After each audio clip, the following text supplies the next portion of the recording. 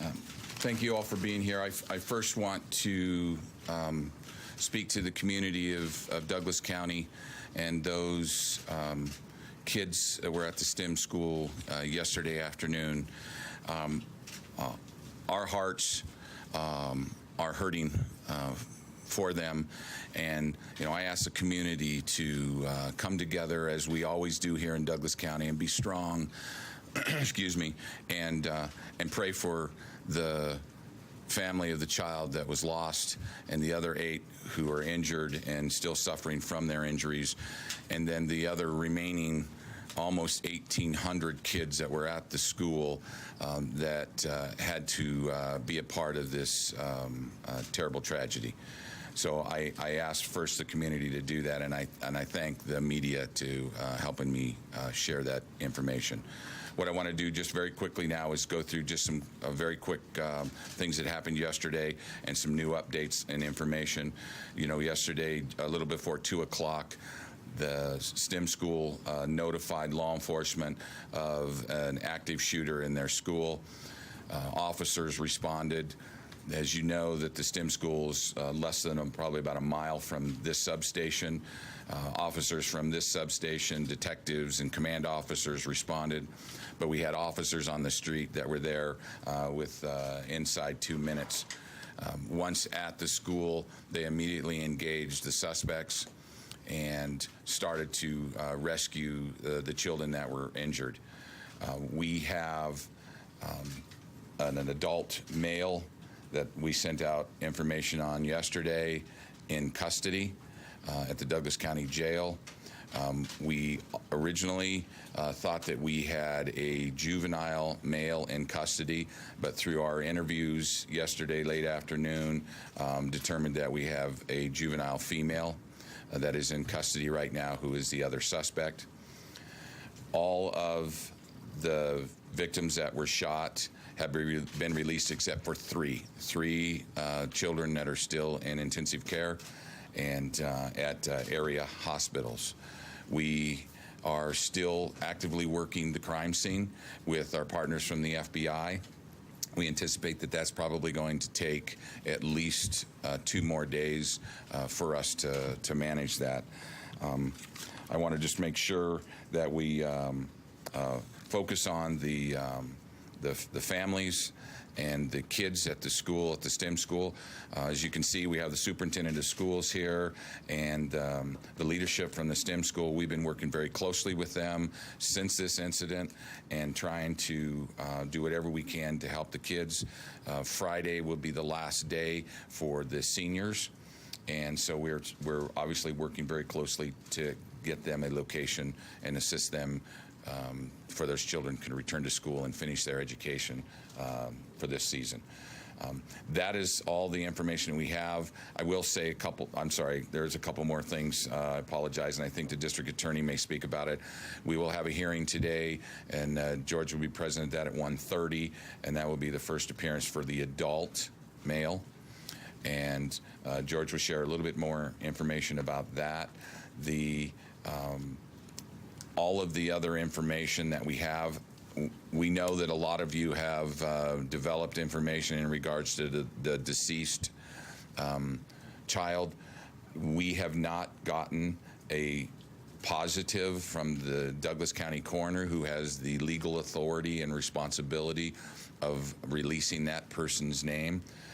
We have contacted family members, but we are not releasing that child's name until the coroner has positively done what is required by law for the coroner to do that. We will push that information out after 2 o'clock today, and I do not anticipate that we will have any other press release information until tomorrow, once we have some more information in regards to our crime scene. You can imagine that it is a very extensive crime scene, and we have asked the assistance of the FBI to help us work in every location where a crime was committed inside that school by the 2 suspects.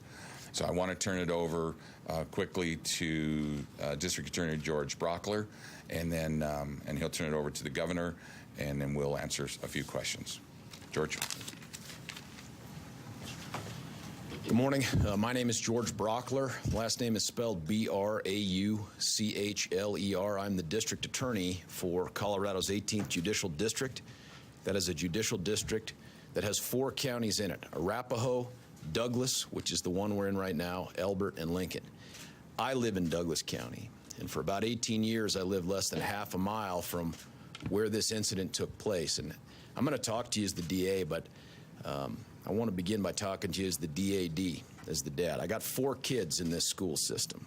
My wife's business is less than a mile from here. I grew up in these parts.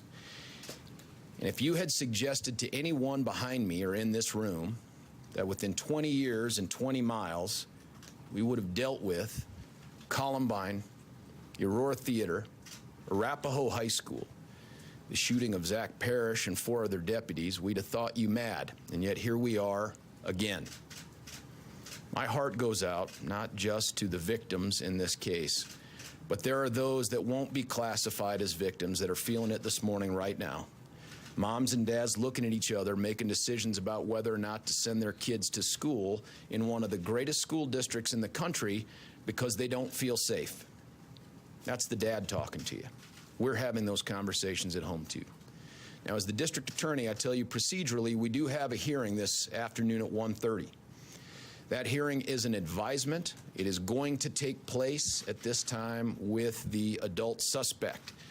I want to make it clear too that no matter how much information is given out by law enforcement or is confirmed by other sources or you develop on your own, that for this system to work, those people have to be presumed innocent, including the individual that the sheriff's office released the name for yesterday, have to be presumed innocent for this system to work. And that's how we'll conduct ourselves. Now, at 1:30, this is a person who will be brought in, advised, given a preliminary advisement. There will be an attorney assigned or hired. There is going to be an additional date set after that, and we can have conversations after court at 1:30 to discuss procedurally what takes place after that. Now, there's also the juvenile suspect who is equally presumed innocent. In our state, as in just about every other, we have 2 tracks for adults and juveniles at this point in the process. I cannot tell you for certain that that juvenile will be advised today at 1:30. If we know more about that information before then, of course, we're going to let you know all that. A couple favors I want to ask of you, and we are too familiar with this process. The name of the adult suspect has been released. There are probably photographs out there now, and there will be additional ones in the future. The juvenile at some point will likely become known. My request to you as someone who has been in this game too long and dealt with cases of this high-profile nature too often is to adopt a no notoriety approach. I know that you have an obligation to report the name, the identity. I know you have the obligation to put out a picture. But soon, very soon, let us move past focusing on the identity of the suspects and their images and focus instead on the innocent victims and on this crime and the investigation itself. Thank you. It's my privilege right now to introduce to you the governor of the state of Colorado, Governor Jared Polis. Well, I want to thank Sheriff Spurlock, Colorado Public Safety Director Stan Hilke, the FBI, and even more importantly, all of the first responders on the line, police, medical, ambulances, the school staff, parental reunification team. Really, a lot of people stepped up to this crisis to manage it competently and effectively. Everyone really came together, and now it's time for the community to come together in Douglas County, across Colorado, and our community across the country to support the parents and families impacted. You know, the past 24 hours have been very difficult for Douglas County, for Colorado. We learned that a student's life was taken too soon by this vicious act of violence. You know, as the father of 2 young children, I can hardly even imagine the horror and the grief that the families must be feeling. And of course, our prayers are for the complete recovery of the remaining victims. Truly, the heart of all Coloradans goes out to those affected in the school community here and elsewhere. You know, I think at this point, Coloradans are really heartbroken, frustrated, still shocked, and frankly sick over a mass shooting occurring right here in Douglas County. You know, schools should really be places where students can learn and grow, safe places, and we shouldn't have to worry about being marched out or being airlifted to hospitals or even losing one's life in a place that's supposed to be a safe place for all students. At this point, you know, as governor, I share the heartbreak, the frustration, the sickness that families here at STEM feel, families in Douglas County, and families across Colorado. We owe a debt of gratitude to our first responders and the men and women who responded quickly to prevent an even worse tragedy from unfolding.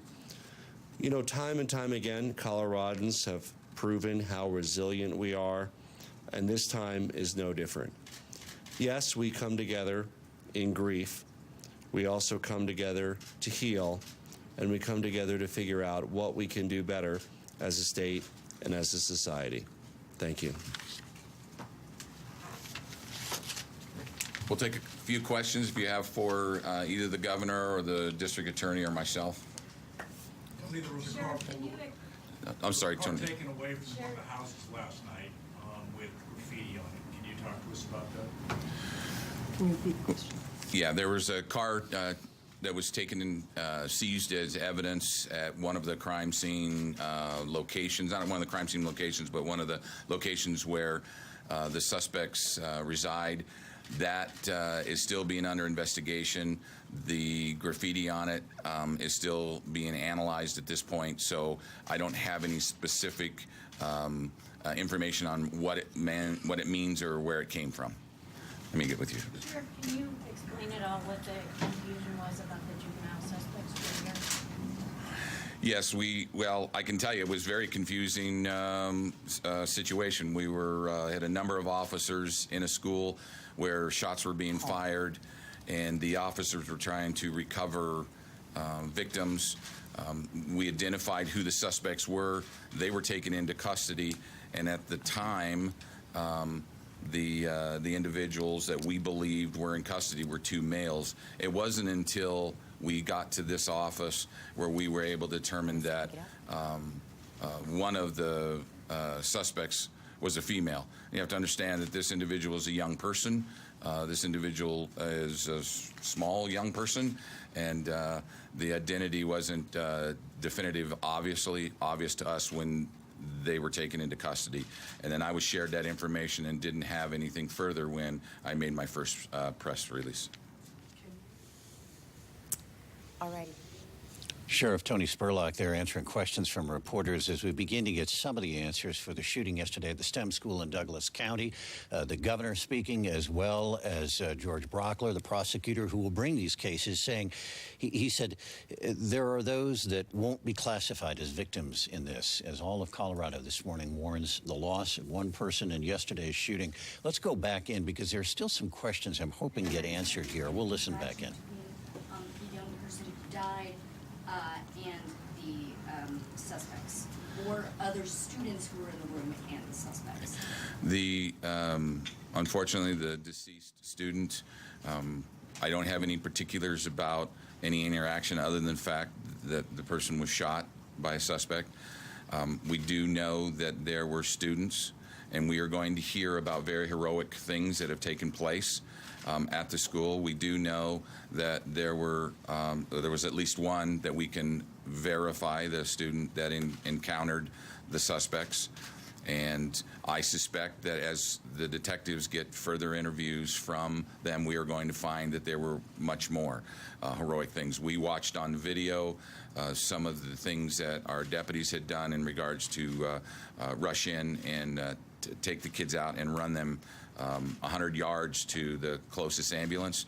So there was a lot of those things happening throughout the school with employees of the school, other students, and staff. So we're too early to even clarify anymore. More specific about encountered, do you mean that they might have somehow tackled them, That or touched them? I'm using. Does that make sense? She wants to know the word encountered. I'm using encounter because that's the best word I can come up with right now of their engagement. So I can't break that down any further for you. I'm sorry. Another possible 2 days in terms of investigating a crime scene. How many locations could we be looking at when we talk about? There's only one crime scene, and that's the STEM school. We have search warrants for the suspects' homes, as would be common practice, or any cars that they have access to. So. You mentioned multiple locations within the school. Can you get any more specific as to how far they could have gotten around in terms of different? As I said before in the first briefing, these children went to that school. The suspects went to the school. They were able to get deep inside the school. That's the only thing that I can share at this point in regards to the crime scene. Sure. Did the student that passed away, did that happen inside the school, or was that at one of the local hospitals? No, that child died at the school. Sheriff, you talked about having some video that you've already reviewed. Can you tell us anything about how these suspects were apprehended? They obviously weren't. I don't know, were they injured? How did they get taken out? Okay, I can't. They were not injured at this point. I can't tell you the specifics on how they were arrested, other than they were taken into custody, and they were removed from the school by my deputies. Other than that, I can say that we did not exchange any gunfire with them. I can tell you at that point. Other than that, I can't share anything else. Were they already restrained by the time your deputies got there? I believe one of them was restrained when the deputies came in contact with them. And was that by students? No, that was by the security officer that was at the school. Sure. How many weapons were involved, and how did they get them into the school? Again, as I said before in it, we know that pistols were used in this assault. The number of weapons that were at the school and how they got in, we're not releasing because that's subject to the prosecution case. Sure. So there was more than one gun. So there was mentioned just one handgun. Yeah, there was 2 handguns. I'll tell you that at this point. Sure. Were the two shooters together when the first shots rang out, or were they in separate places inside? That I cannot. I can't tell. I can't answer that question. I'm sorry. Were they apprehended together? They were not apprehended together. Sheriff, are there metal detectors at the school that they were gone through? There are not metal detectors at that school. Sheriff, with the new red flag laws, do you think these laws could have prevented this from happening? And also, what do you think we could do with schools, since there's been so many school shootings? What could have prevented this from happening? He asked about the red flag law with that of assisted law enforcement, and what could we do to prevent other school shootings. As you know, the red flag law requires a tremendous amount of information and intelligence gathering before anyone is subject to an ERPO.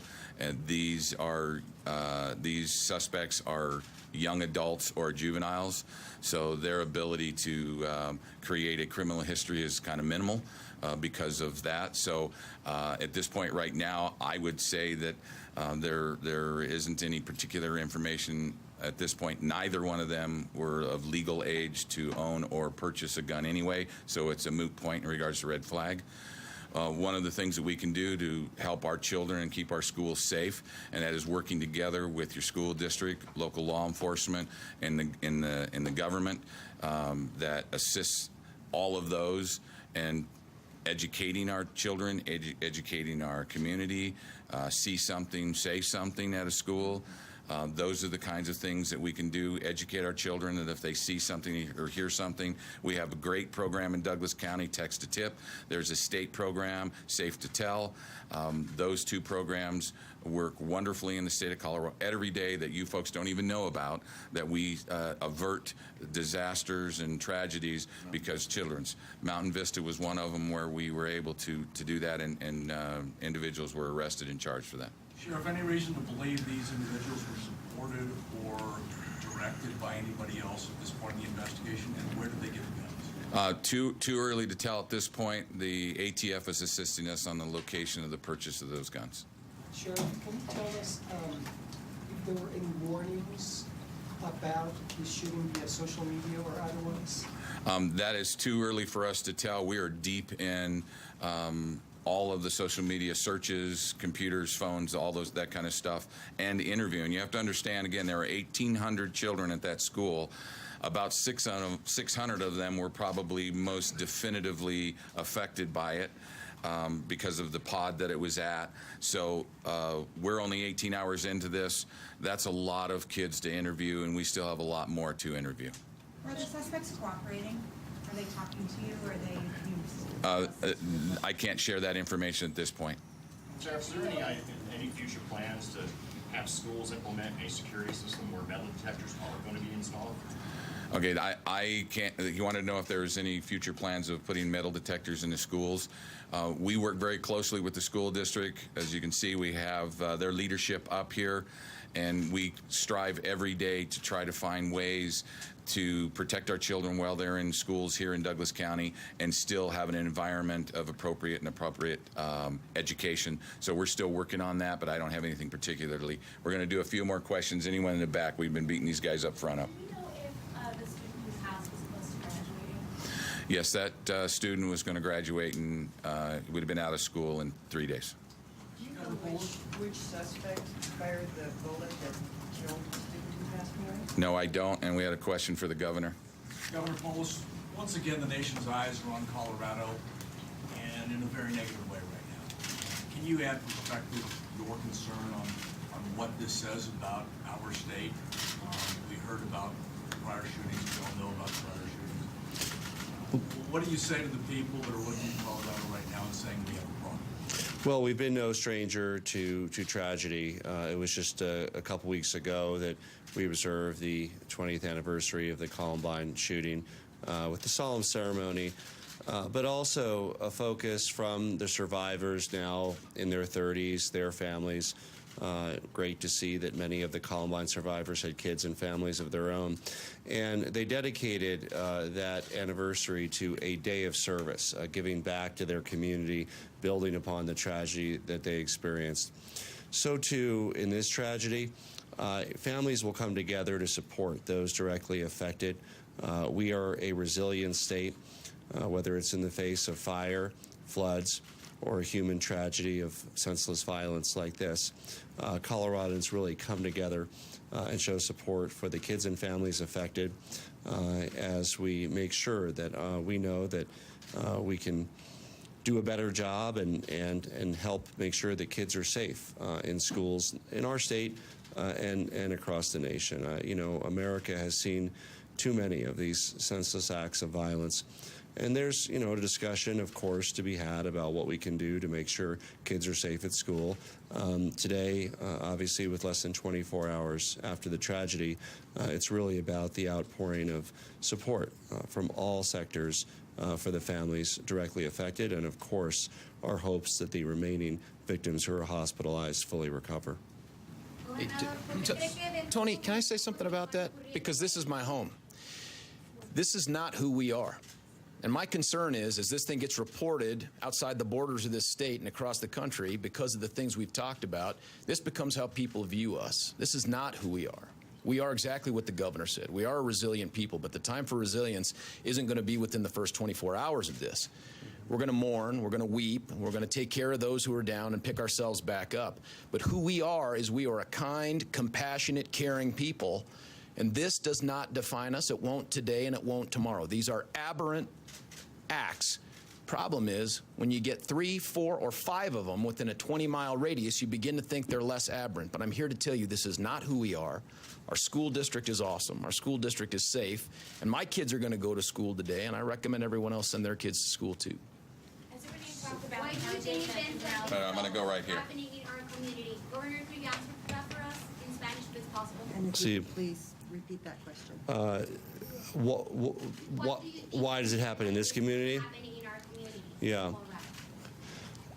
Una cosa como eso puede pasar en cualquier lugar en nuestro estado o nuestro país, pero hoy, ayer, lo pasé aquí en Douglas County y nuestros corazones están con las personas aquí en Douglas County y también queremos para todos los niños mejorar sus condiciones y regresar, y los otros niños regresar a escuela seguros sin la necesidad de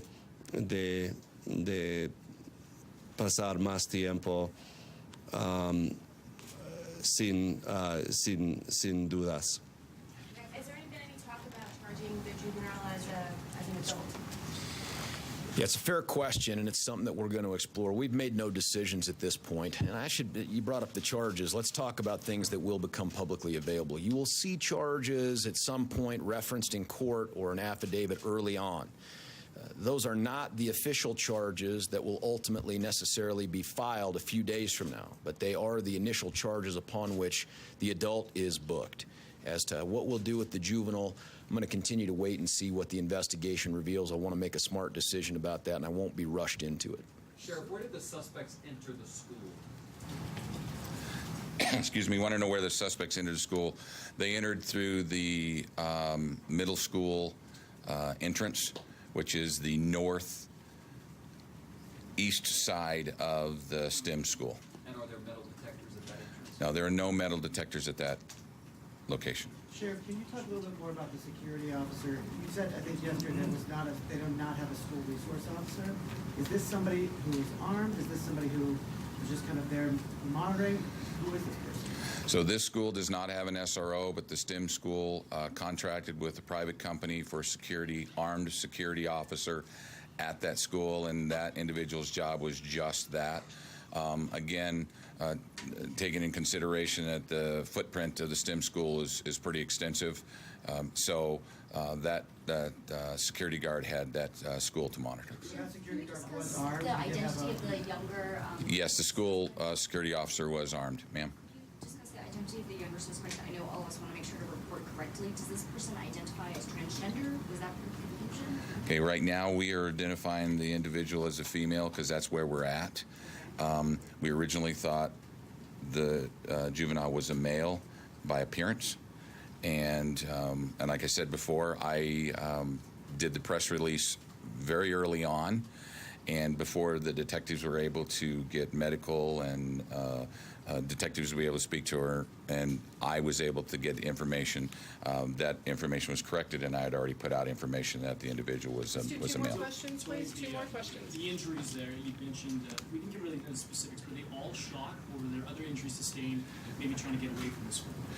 Okay, all 9 of the students that were wounded at the school were shot at the school. Okay, one more question, Ask the please. school official a question. The school decided that at this point right now this is a law enforcement briefing along with the governor, and they've asked not to answer any questions right now. We're working closely with them on a number of things. One more right here, right here. Was there just that one security officer, or was there multiple at the school? Just one security officer at the school. Was the door unlocked? They have access to get into the school. All right, you guys, thank you so much. What we're going to do is, like the sheriff stated before, we're going to put together a press release after 2 o'clock, and we hope to be able to release identity. Developing news there this morning. Sheriff Tony Spurlock telling us what has changed with this investigation, what they have learned. First, primarily, among the 2 suspects, the juvenile is now a female. They identified her as female after talking with her. Initially, they had said that that was a male suspects. There are 2 suspects this morning in this shooting at the STEM school in Douglas County. 1 person dead, an 18-year-old, and we have a juvenile and an adult in custody. And we know that child did die at the school. The sheriff also saying there were 2 handguns that were used in this shooting. Now the investigation continues this morning as they search in their cars and the suspects' homes. And today, the adult suspect does have a court appearance at 1:30. We'll be back with more on this. Plus, we're talking with the Denver mayor coming up in a moment. CBS 4 Traffic is brought to you by Law Tigers. Injured in a motorcycle accident? Call 1-800-LAW-TIGERS. Colorado's motorcycle lawyers.